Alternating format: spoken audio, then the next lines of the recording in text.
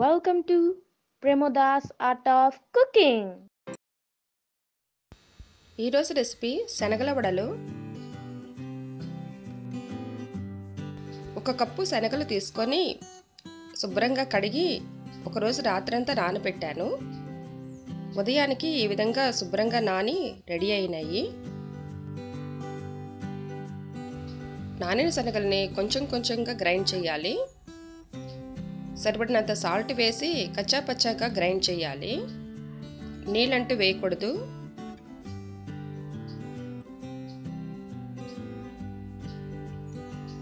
ఈ విధంగా గ్రైండ్ చేసుకోవాలి.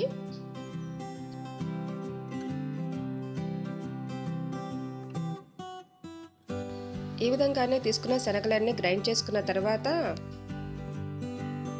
ఒక అంగుళం ముక్క అల్లం, 2 పచ్చిమిరపకాయలు, 1 స్పూన్ జీలకర్ర, కొంచెం కరివేపాకు, 2 ఎండుమిరపకాయలు వేసి ఈ విధంగా పేస్ట్లా తయారు చేయాలి.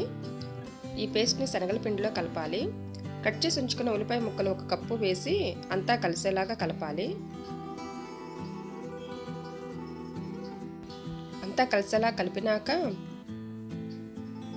స్టవ్ ఆన్ చేసి స్టవ్ మీద ప్యాన్ పెట్టి ప్యాన్లో వేయించడానికి సరిపడినంత ఆయిల్ వేసి ఆయిల్ కాగనివ్వాలి. నూనె కాగిన తర్వాత శనగల పిండిని ఈ విధంగా ఉండలా తీసుకోవాలి.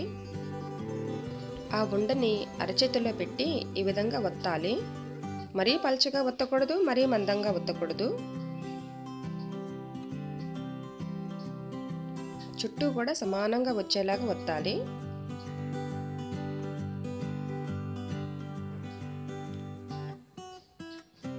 ఈ మందం సరిపోతుంది.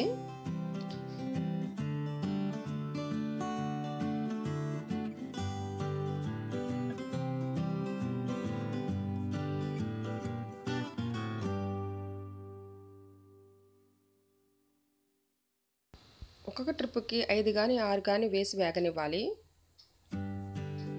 చూడాలి నూనెలో ఫ్రీని బట్టి ఎలా ఫ్రీగా ఉంటే అలా వేయాలి. 2 వైపులా వేగనివ్వాలి కదా, మరి తిప్పడానికి వీలుగా ఉండాలి కదా, అందుకని చెప్పి వీలు చూసుకొని వేసుకొని వేయించుకోవాలి.